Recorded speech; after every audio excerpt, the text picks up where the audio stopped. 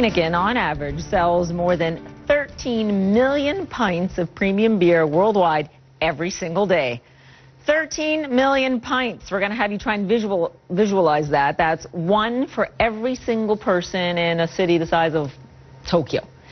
Now, in this week's Executive Innovators, we meet Alexis Nassard. He is the man in charge of marketing at Heineken, and he says there's plenty of innovation, so he claims, brewing in the beer business. And our Jonathan Mann finds out.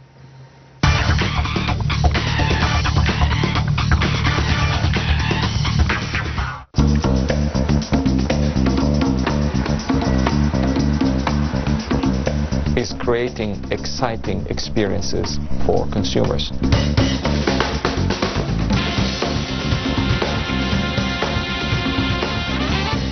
Coming from Procter & Gamble, a company known more for everyday consumer goods, Alexis Nassard has let his definition of innovation evolve.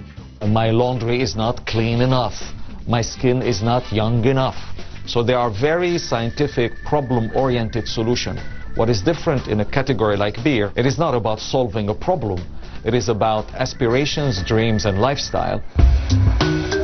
But in a 150-year-old beer business, innovation isn't always an easy sell.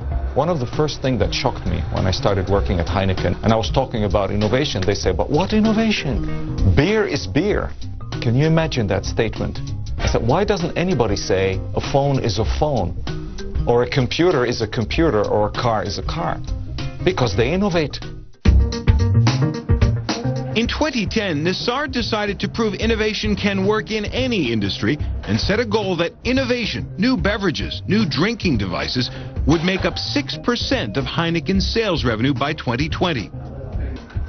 By 2013, they hit 5.9%, led in large part by a beer and lemonade mix. But Nassard believes that failure is essential to the innovation process. We have the draft keg, which was a 4 or 5 liter metal keg that you could use it to actually pump your own beer when you are at home or in a picnic or somewhere else. It had some success, but not nearly in line with what we had envisaged.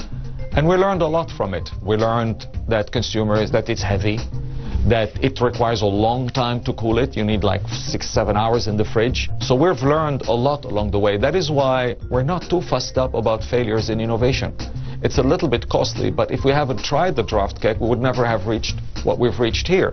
And that, in a 3-year space of time, is quite a difference between what the first thing offered and what the sub is offering today. And failing is part of serendipity. Out of that failure came their latest innovation, a more refined, at-home refrigerated beer dispenser. 1, 2, 3, roast! Often listening to consumer is right, but you can listen to their needs. If Steve Jobs went and asked the consumer whether they wanted an iPad, he would never have launched it. So what we do sometimes, we believe in something, we study the market, we study consumers, and we sometimes act on an act of faith.